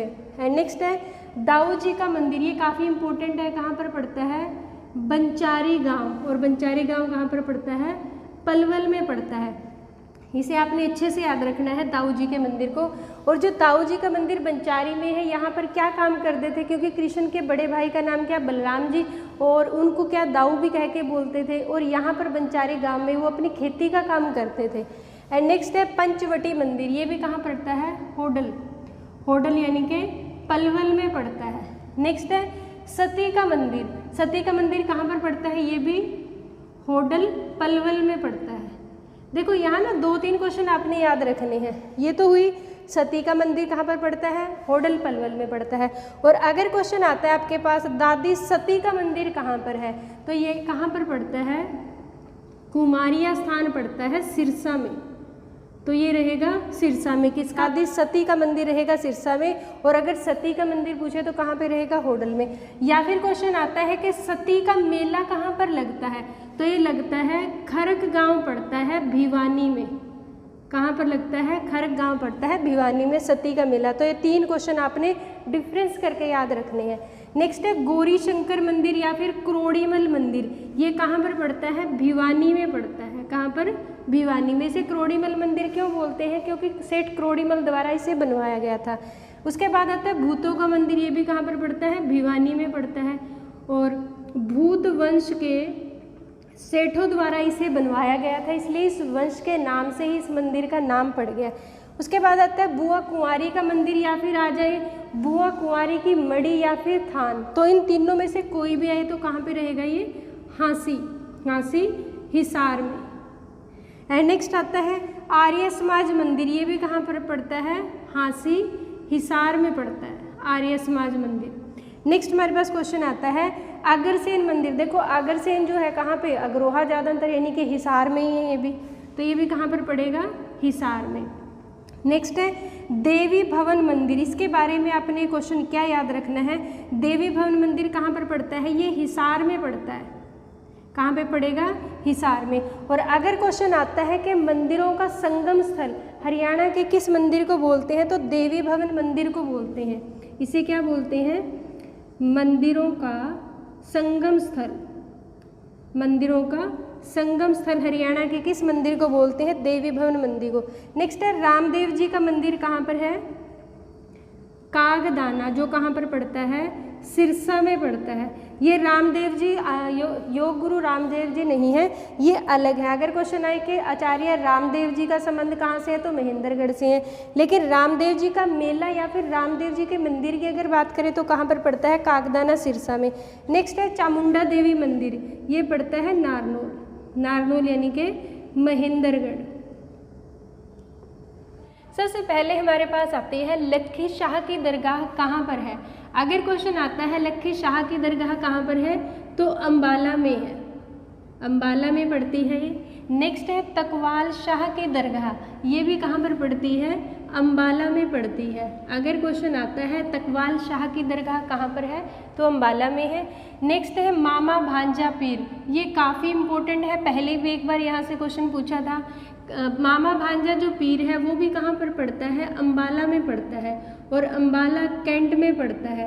अगर क्वेश्चन आए कि अंबाला कैंट में कहाँ पर पड़ता है, या फिर अंबाला कैंट के एयरफोर्स बेस में जो है कौन सी दरगाह पड़ती है, तो मामा भांजा पीर की दरगाह। तो ये अंबाला के एयरफोर्स बेस में, एयरफोर्स बेस में है।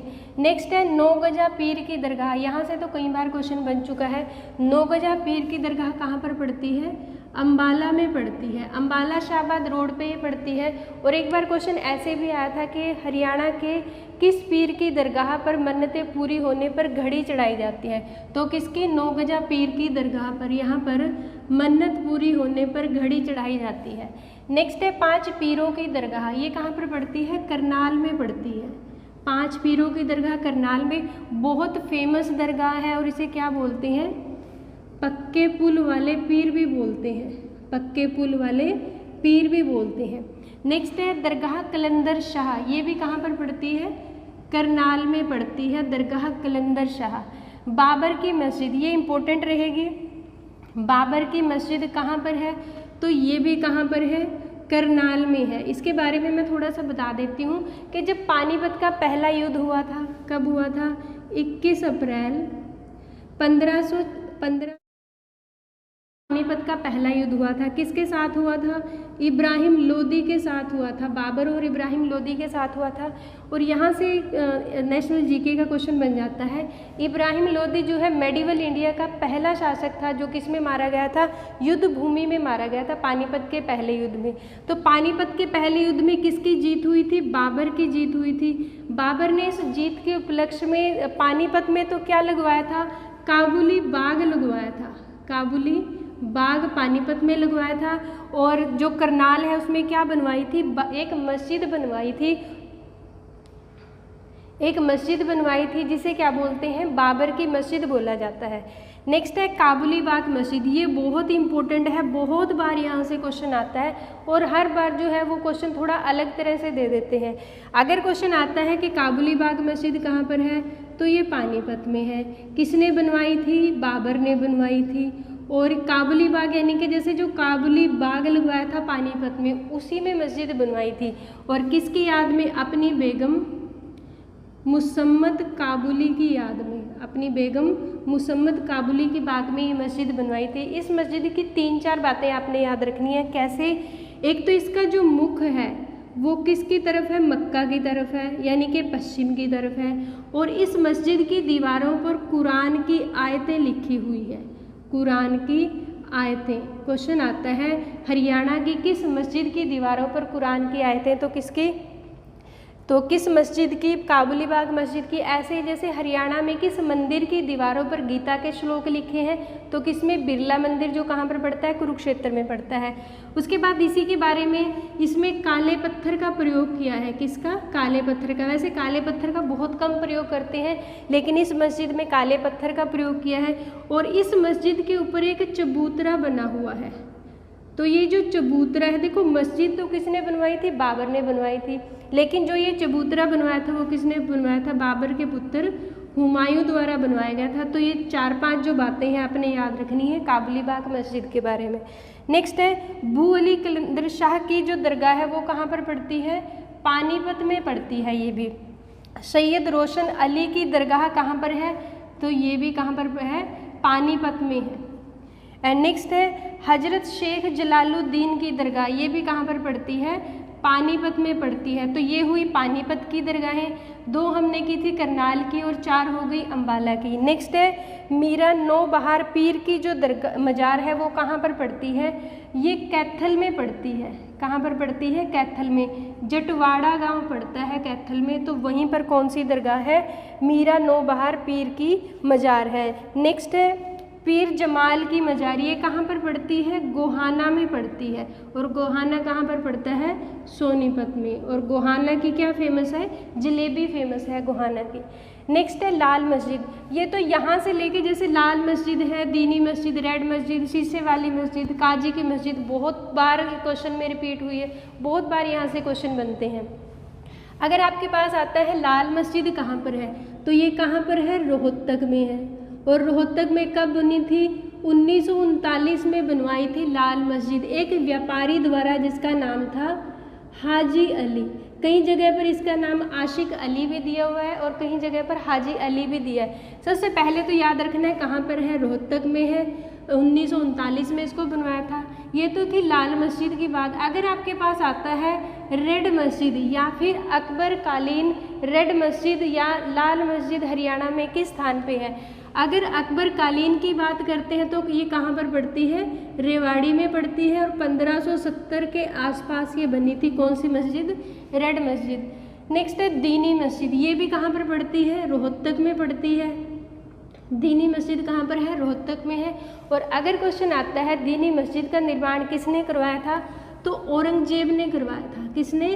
औरंगजेब ने इसका निर्माण कराया था। इस मस्जिद की अगर हम बात करते हैं दीनी मस्जिद की, ये कहते हैं कि यहाँ पर मस्जिद बनने से पहले महावीर का मंदिर था जो 1100 साल पुराना। जब औरंगजेब का शासन था तो उसने मंदिर को तोड़वा कर क्या बनवा दी थी? मस्जिद।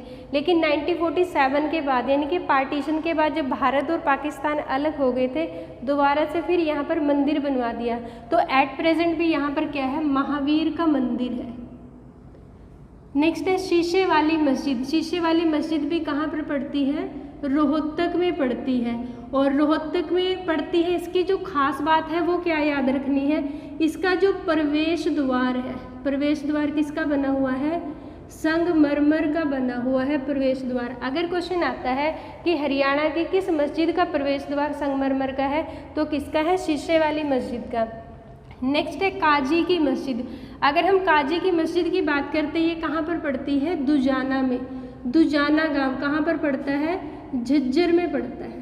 कहाँ पर पड़ता है? ये झज्जर में। और काजी की मस्जिद की आपने एक बात याद रखनी है, सबसे पहले तो इसका नाम क्यों पड़ा?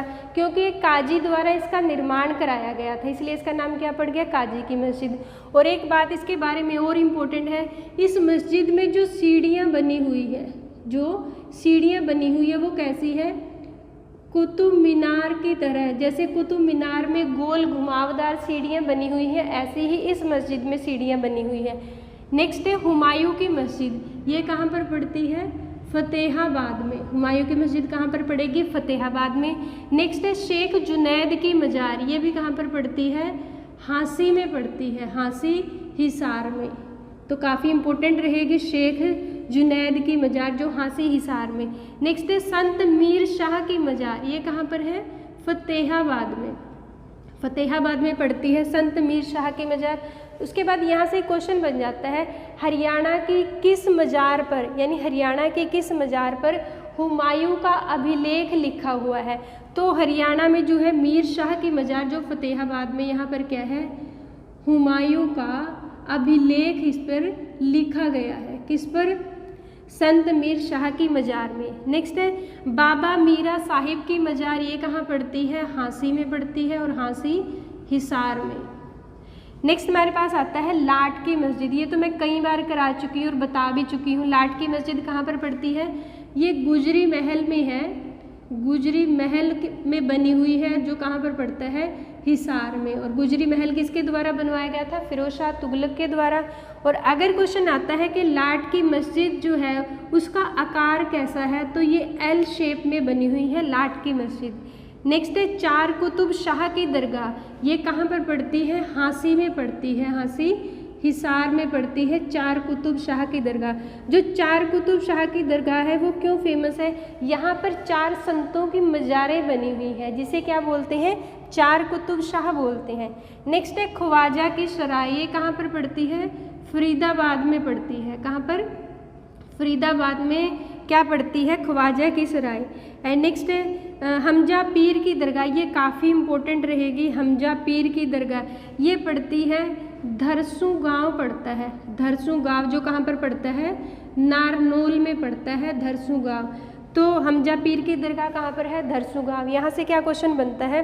हरियाणा की किस दरगाह पर औरतों का जाना मना है, यानी कि औरतें यहाँ पर नहीं जा सकती?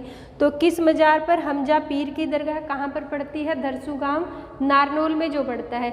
और देखो यहाँ पर तो है पीर जो दरगाह है उसमें जो औरतों का जाना मना है। और अगर मंदिर की बात करें, किस मंदिर में औरतों का जाना मना है? तो कार्तिकेय मंदिर। कार्तिकेय मंदिर कहाँ पर पड़ता है?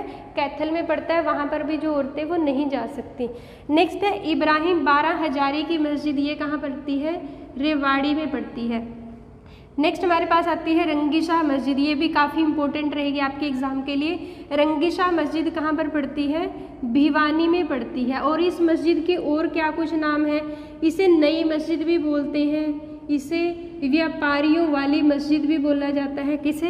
रंगी शाह मस्जिद को। नेक्स्ट है शेख मूसा की मज़ार, ये पल्ला गांव पड़ता है। कहाँ पर पड़ता है?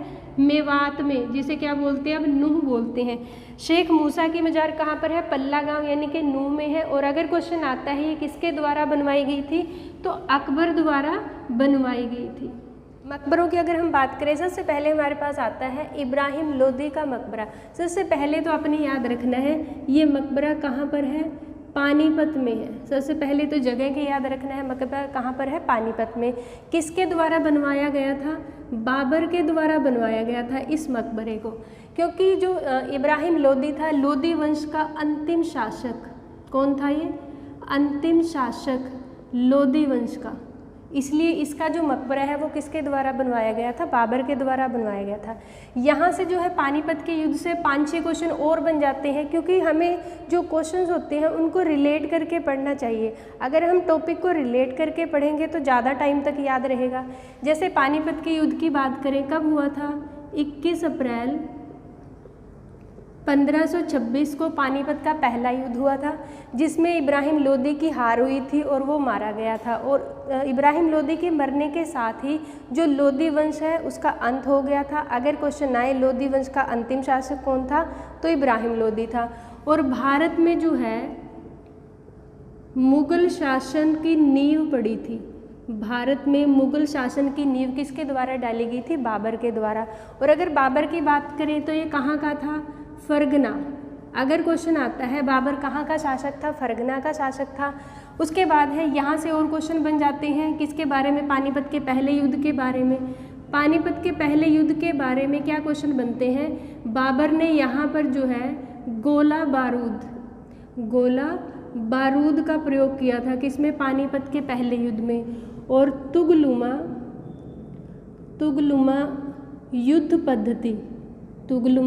युद्ध पद्धति का प्रयोग किया था बाबर ने पानीपत के पहले युद्ध में।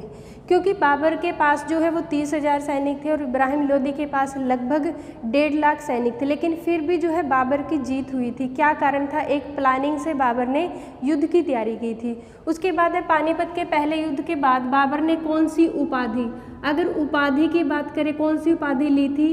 तो कलंदर की उपाधि ली थी। किसने? बाबर ने। काफ़ी इंपॉर्टेंट क्वेश्चन ये रहेंगे। और यहाँ से हरियाणा जीके का एक और क्वेश्चन बन जाता है, बाबर का जब साम्राज्य भारत में स्थापित हो गया था तो हरियाणा के किस जिले में या फिर किस स्थान पर विद्रोह हुआ था बाबर के खिलाफ?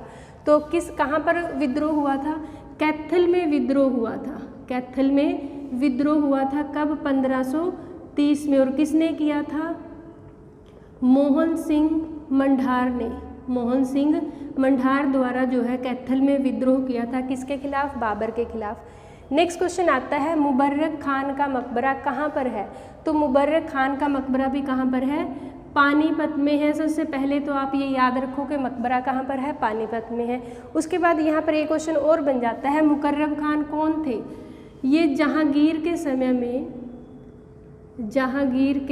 में हकीम थे, तो इनके बारे में ये बात आपने याद रखनी है। नेक्स्ट है हमारे पास अल्ताफ़ हुसैन हाली की कब्र हरियाणा में कहाँ है? क्योंकि अल्ताफ़ हुसैन हाली के बारे में बहुत बार क्वेश्चन पूछा है किसने? HSC ने।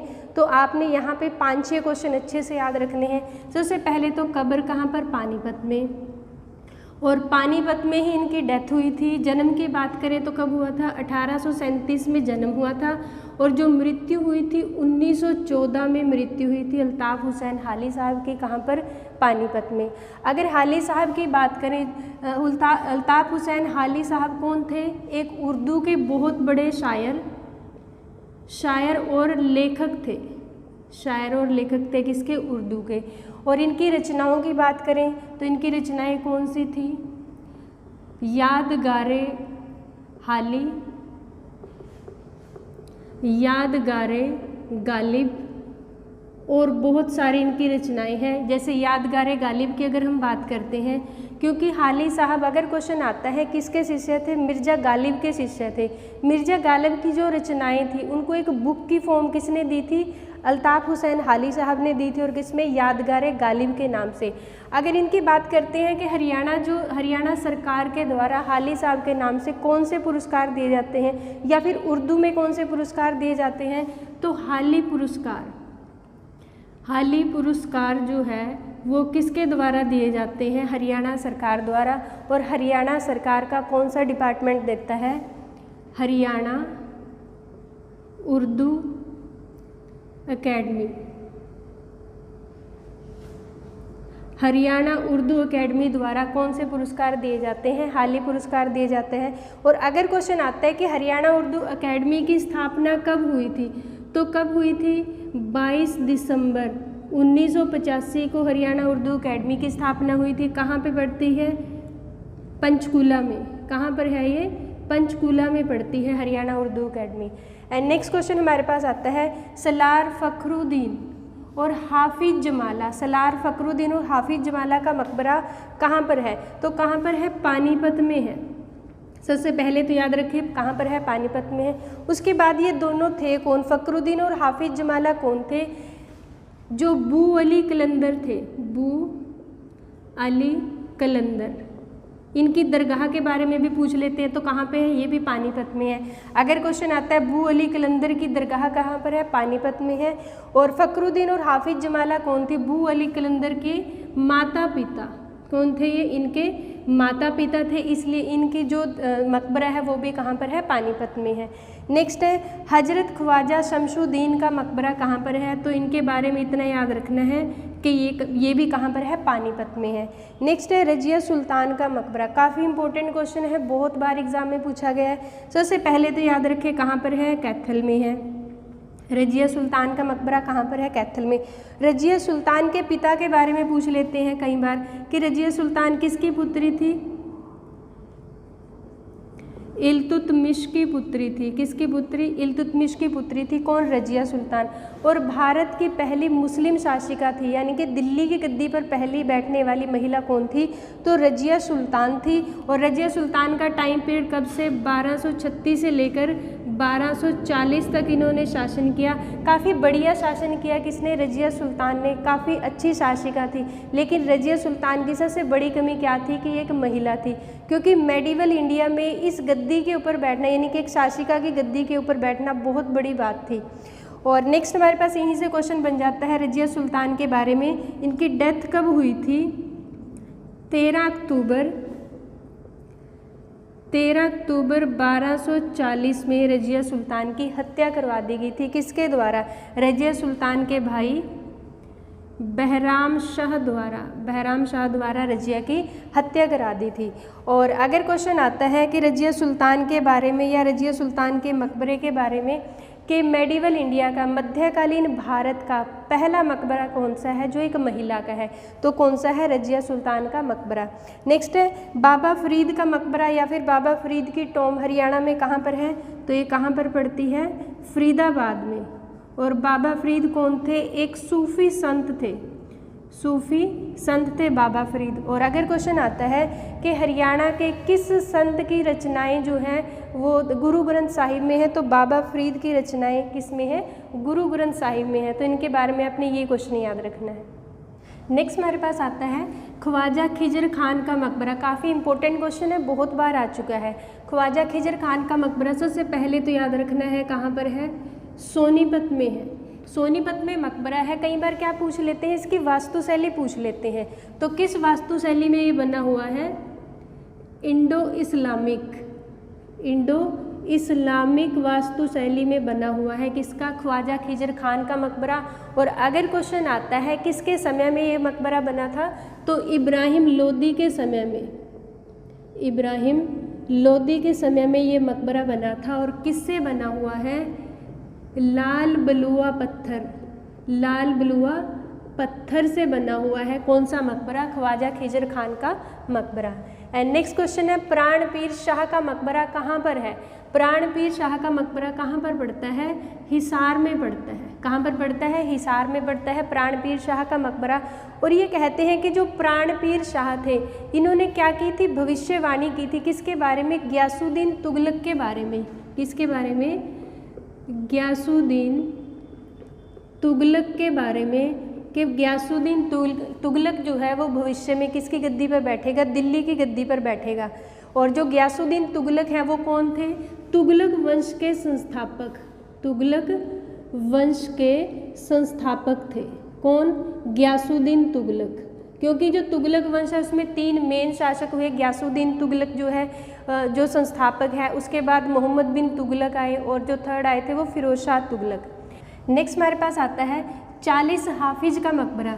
ये भी कहाँ पर पड़ता है, हिसार में पड़ता है। और जो 40 हाफिज है वो कौन थे, ये एक ईरानी संत और कवि थे।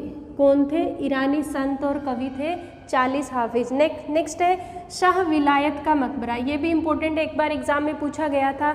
शाह विलायत का मकबरा कहाँ पर पड़ता है, नारनौल में पड़ता है। सबसे पहले तो आपने स्थान का याद रखना है, कहाँ पर पड़ता है, नारनौल में पड़ता है। और किसके समय में बना था, ये बना था फिरोज शाह तुगलक के समय में। किसके समय में, फिरोज शाह तुगलक के समय में बना था। कौन सा मकबरा, शाह विलायत का मकबरा। एंड नेक्स्ट हमारे पास क्वेश्चन आता है इब्राहिम खान का मकबरा। इब्राहिम खान का मकबरा कहाँ पर है, नारनौल में है। काफ़ी इम्पोर्टेंट मकबरा है ये भी, नारनौल में पड़ता है। किसका मकबरा, इब्राहिम खान का मकबरा। और इब्राहिम खान का मकबरा किसके द्वारा बनवाया गया था, शेरशाह सूरी द्वारा। किसके द्वारा, शेरशाह सूरी द्वारा। और जो इब्राहिम खान थे ये कौन थे, शेरशाह सूरी के दादा थे। तो अपने दादा के याद में शेरशाह सूरी ने कौन सा मकबरा बनवाया था, इब्राहिम खान का मकबरा। कहाँ पर पड़ता है, नारनौल में पड़ता है।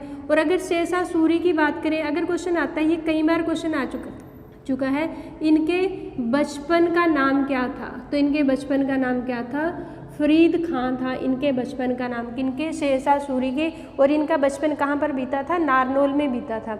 और अगर शेरशाह सूरी के बारे में 3-4 क्वेश्चन की और बात करें जो नेशनल जीके से भी जुड़े हुए हैं, शेरशाह सूरी जो है पहले अफगान शासक थे, पहले अफगान शासक थे। या फिर क्वेश्चन आता है कि भारत में पहले अफगान शासक कौन थे, या फिर अफगान राज्य की नींव सबसे पहले किसने रखी थी, तो किसने रखी थी, पहले तो कौन थे, शेरशाह सूरी थे।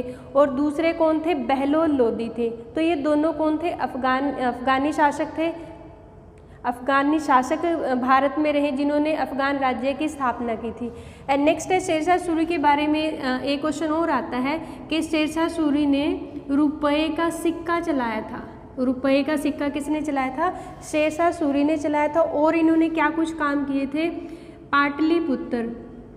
पाटलिपुत्र का नाम पटना किसने किया था, शेरशाह सूरी ने किया था।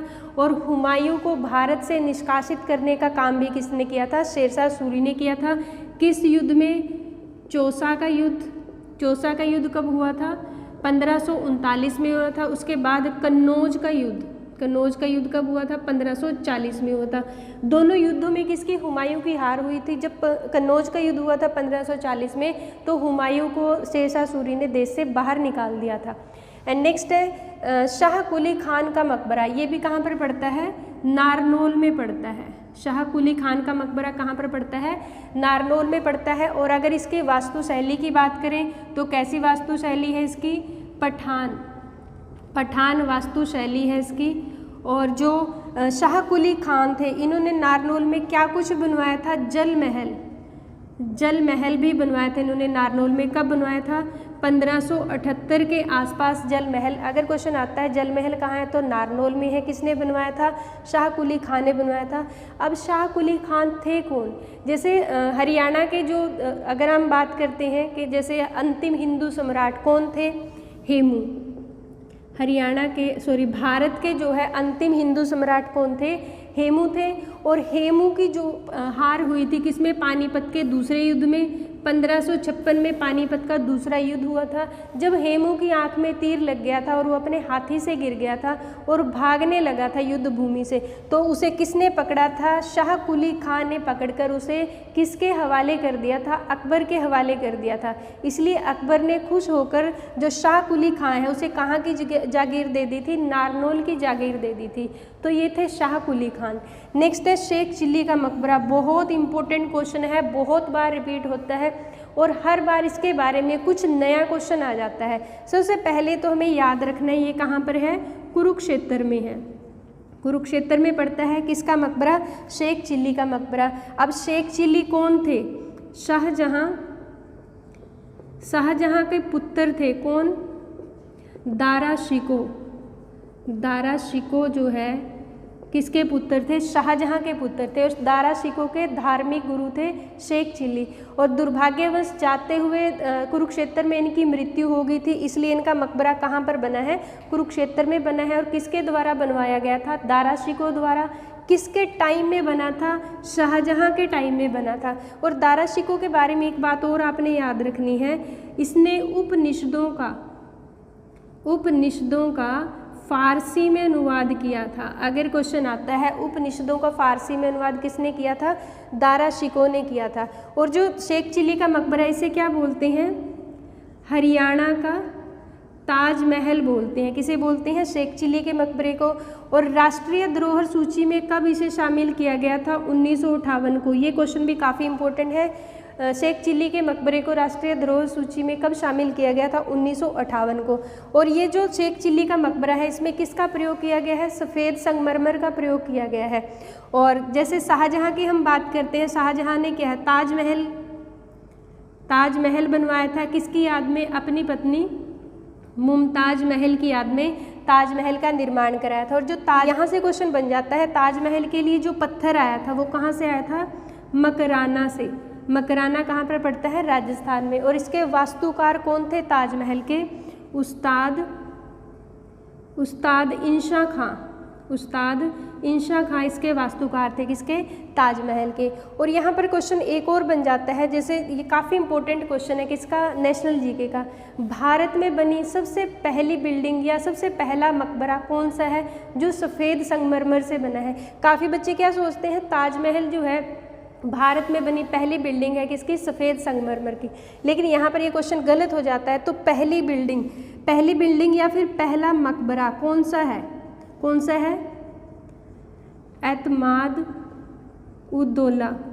एतमाउद्दौला का जो मकबरा है भारत में पहला सफ़ेद संगमरमर का मकबरा है।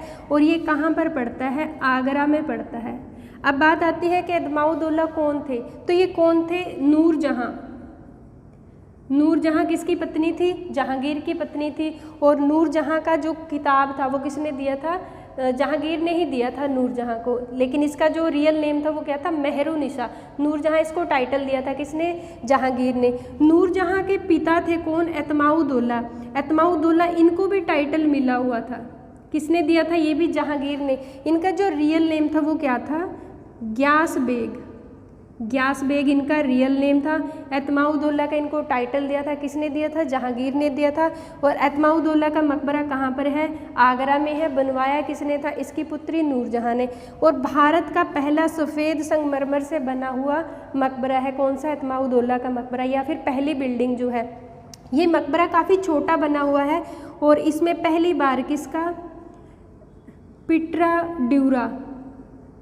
पिट्रा ड्यूरा का प्रयोग पहली बार, ये क्वेश्चन काफ़ी इंपॉर्टेंट है नेशनल जीके का, कि पिट्रा ड्यूरा का सबसे पहली बार प्रयोग किस मकबरे में हुआ था?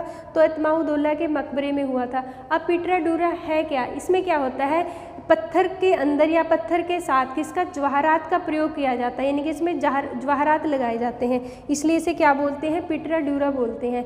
और ये मकबरा इतना छोटा है कि इसे क्या बोलते हैं? ज्वेलरी बॉक्स भी बोला जाता है, यानी कि श्रृंगारदान इसे बोलते हैं। अगर क्वेश्चन आता है कि श्रृंगारदान भारत के किस मकबरे को बोला जाता है, तो एतमाउद्दौला के मकबरे को बोला जाता है। पुरानी हवेली, हरियाणा की सबसे पुरानी हवेली कौन सी मानी जाती है? तो कौन सी मानी जाती है? फिरोज शाह का महल। फिरोज शाह का महल भी इसे बोलते हैं। और कहाँ पर पड़ता है? फतेहाबाद में। क्योंकि एचएससी ने हरियाणा की सबसे पुरानी हवेली किसे माना है? फिरोज शाह के महल को माना है। और अगर क्वेश्चन आता है कि किसके द्वारा बनवाई गई, तो फिरोज शाह तुगलक के द्वारा बनवाई गई थी। और यहाँ पे क्वेश्चन और बनता है, जो फिरोज शाह का महल है वो किस कला का नमूना है? तो ये तुर्की कला का नमूना है, यानी कि तुर्की कला में, तुर्की टाइप के आर्किटेक्चर में ये बना हुआ है। नेक्स्ट हमारे पास क्वेश्चन आता है, गुजरी महल कहाँ पर पड़ता है? हिसार में पड़ता है। किसके द्वारा बनवाया गया था? फिरोज शाह तुगलक द्वारा। किसके लिए? अपनी प्रेमिका मृगनैनी गुजरी, क्या बोलते थे इसे? मृगनैनी गुजरी बोलते थे। इसके लिए क्या बनवाया था? गुजरी महल बनवाया था। और जो गुजरी महल है इसके पास में ही क्या पड़ती है? लाट की मस्जिद पड़ती है। किसकी? लाट की मस्जिद। अगर क्वेश्चन आता है लाट की मस्जिद कहाँ पे पड़ती है, तो हिसार में ही पड़ती है, गुजरी महल के पास। और जो गुजरी महल है इसमें काले पत्थर का प्रयोग किया है, काले पत्थर का प्रयोग। जैसे प्रेम की निशानी भारत में क्या है? ताजमहल है, उसमें किसका प्रयोग किया गया है? वाइट पत्थर का, यानी कि सफ़ेद संगमरमर का। और इसमें किसका प्रयोग किया गया है? काले पत्थर का प्रयोग किया गया है। नेक्स्ट है हाँसी का किला, जिसे क्या बोलते हैं? असीगढ़ का किला भी बोलते हैं, या फिर इसे क्या बोलते हैं? पृथ्वीराज चौहान का किला भी इसे बोला जाता है। एक नाम और है इसका, तलवारों वाला किला भी इसे बोलते हैं। सबसे पहले तो मैं बता दूं इसे पृथ्वीराज का किला क्यों बोलते हैं, क्योंकि पृथ्वीराज चौहान द्वारा इसे बनवाया गया था। पृथ्वीराज थर्ड, क्योंकि पृथ्वीराज भी कितने हुए? 3 हुए, फर्स्ट, सेकंड और थर्ड। पृथ्वीराज थर्ड द्वारा इसे बनवाया गया था। और तलवारों वाला किला इसे क्यों कहते हैं? क्योंकि राजा अनंगपाल के पुत्र, जिसका नाम था द्रुपद, राजा अनंगपाल के पुत्र द्रुपद द्वारा इस स्थान पर तलवारें बनाने की फैक्ट्री लगाई थी, इसलिए इसे क्या बोलते हैं? इसे बोला जाता है तलवारों वाला किला। और ये भी कहाँ पर पड़ता है? हाँसी, हिसार में पड़ता है। नेक्स्ट हमारे पास आता है जहाज कोठी। जहाज कोठी कहाँ पर है? ये भी हाँसी में पड़ती है, हाँसी हिसार में पड़ती है। किसके द्वारा बनवाई गई थी? जॉर्ज थॉमस द्वारा इसे बनवाया गया था। किसे? जहाज कोठी को। और इसका आकार कैसा है? एक शिप जैसा इसका आकार लगता है, इसलिए इसका क्या नाम दे दिया? जहाज कोठी से नाम दे दिया। और जो जॉर्ज थॉमस है, अगर इसके बारे में पूछते हैं ये कहाँ से था? ये आयरलैंड से था। कहाँ से था ये? आयरलैंड से था जॉर्ज थॉमस। और बेगम शमरू की सेना में भर्ती हो गया था। उसके बाद इसने रोहतक, हिसार और सिरसा पे अधिकार कर लिया था। नेक्स्ट है माधोगढ़ का किला। कहाँ पर पड़ता है ये? महेंद्रगढ़ में। माधोगढ़ का किला कहाँ पर पड़ता है? महेंद्रगढ़ में पड़ता है। और किसने बनवाया था? महेंद्रगढ़ के राजा माधो सिंह ने इसे बनवाया था। नेक्स्ट आता है कानोड़ का किला। कानोड़ का किला भी कहाँ पर पड़ता है? महेंद्रगढ़। ये भी कहाँ पर पड़ता है? महेंद्रगढ़ में पड़ता है कानोड़ का किला। यहाँ पर एक क्वेश्चन और बन जाता है। क्या क्वेश्चन बनता है कि हडसन जो एक अंग्रेज अधिकारी था, हरियाणा के किस किले को देखकर हैरान रह गया था? तो किसे? कानोड़ के किले को। कौन? हडसन। जो एक अंग्रेज अधिकारी था, कानौड़ के किले को देखकर हैरान रह गया था, क्योंकि काफ़ी बड़ा और बहुत बढ़िया किला बना हुआ है। नेक्स्ट है बीरबल का छत्ता। अगर क्वेश्चन आता है बीरबल का छत्ता या फिर राय मुकुंद दास का छत्ता, तो इन दोनों में से जो भी क्वेश्चन आए कहाँ पर पड़ता है, ये नारनौल में पड़ता है। अब इसे राय मुकुंद दास का छत्ता भी क्यों बोलते हैं, क्योंकि राय मुकुंद दास द्वारा इसे बनवाया गया था।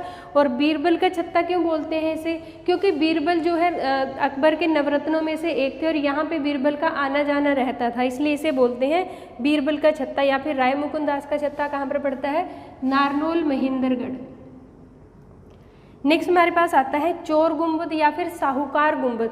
देखो अगर क्वेश्चन आता है चोर गुंबद या फिर साहूकार गुंबद, तो ये कहाँ पर पड़ता है, नारनौल में पड़ता है। ये भी कहाँ पर, नारनौल में।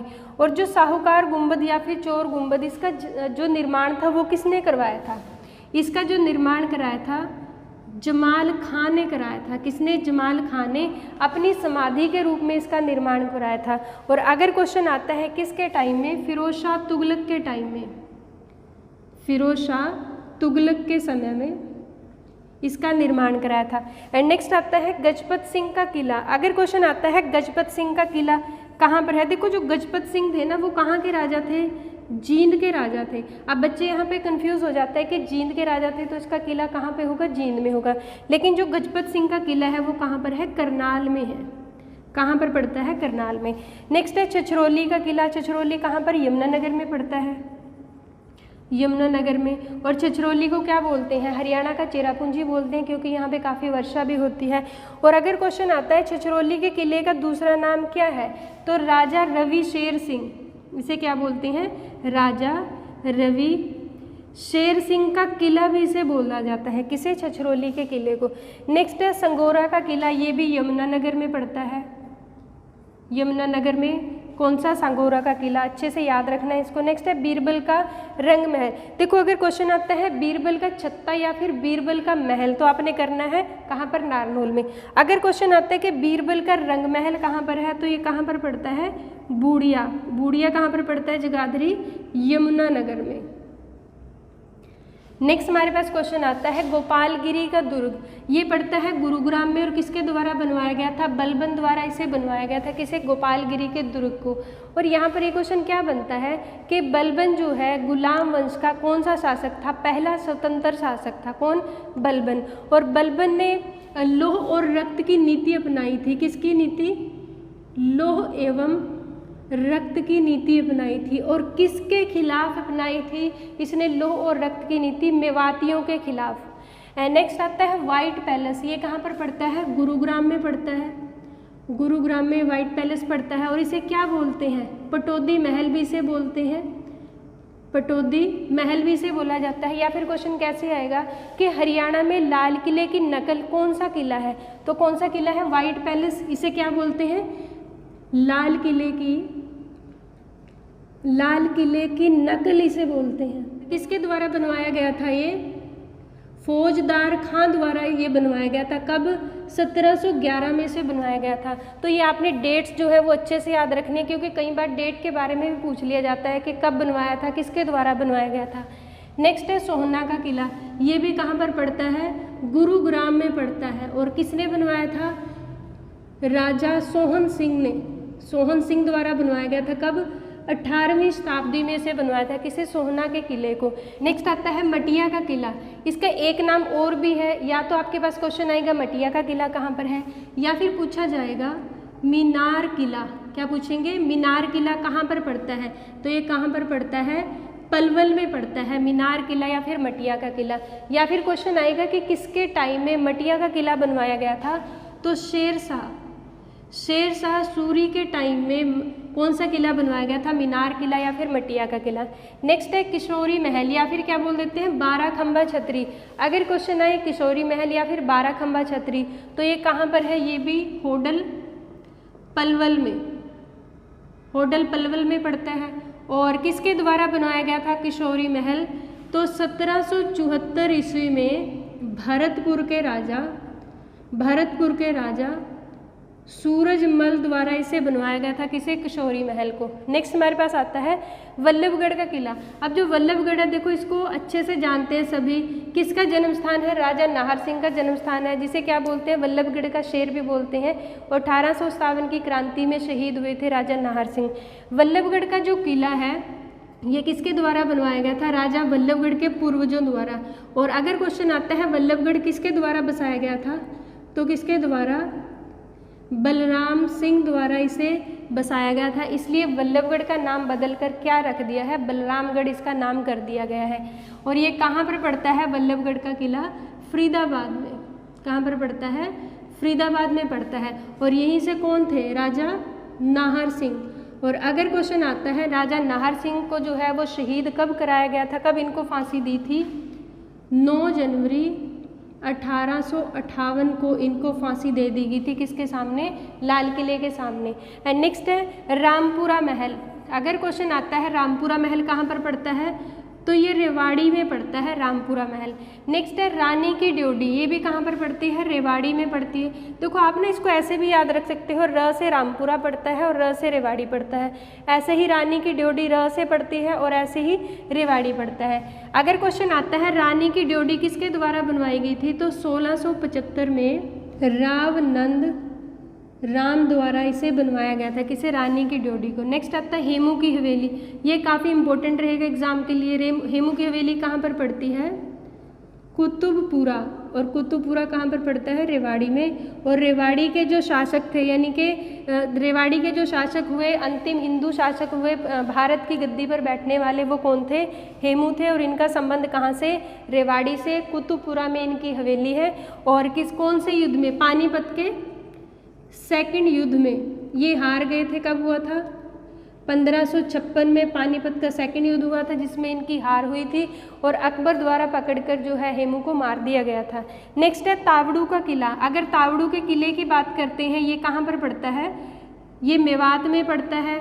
और यहाँ से एक क्वेश्चन बनता है कि तावड़ू का किला, हरियाणा का कौन सा किला बाद में राजा नाहर सिंह का किला बना था, तो कौन सा किला बना था? तावड़ू का किला। कहाँ पर पड़ता है? मेवात में। नेक्स्ट है राजा सारस का किला। देखो यहाँ से स है, सारस जो किससे बनता है? स से। तो आपने याद रखना है ये कहाँ पर पड़ता है? सिरसा में पड़ता है। किसका किला? राजा सारस का। नेक्स्ट है जोखी सेठ की हवेली, तो ये कहाँ पर पड़ती है? डीगल गांव पड़ता है। कहाँ पर? झज्जर में। और डीगल गांव का क्या? शिवालय भी काफ़ी फेमस है। तो जोखी सेठ की हवेली कहाँ पर पड़ती है? डीगल गांव जो झज्जर में है। तो शाम की बाराबदरी ये कहाँ पर पड़ता है? तो शाम भिवानी में। और इसे क्या बोलते हैं? पृथ्वीराज की कचहरी भी बोलते हैं, तो शाम की बिरादरी को। नेक्स्ट है कर्ण का किला। देखो कर्ण से संबंधित अगर कुछ आता है, जैसे कर्ण लेक है, तो वो भी कहाँ पर आएगा? वो करनाल में आएगा। कर्ण अगर स्टेडियम है वो भी करनाल में होगा। अगर कर्ण पार्क है वो भी कहाँ पे है? करनाल में। लेकिन अगर कर्ण का किला या फिर कर्ण के टीले की बात करें तो ये कहाँ पर पड़ता है? कुरुक्षेत्र में पड़ता है कर्ण का किला या फिर कर्ण का टीला। तो ये थी बच्चों आज की हमारी क्लास। आई होप आज की क्लास आपको अच्छी लगी होगी। आज की क्लास के लिए लाइक और शेयर करें, चैनल पे नए हैं तो सब्सक्राइब करें and press the bell icon, जिससे नई नई वीडियो की नोटिफिकेशन आती रहे। Thank you.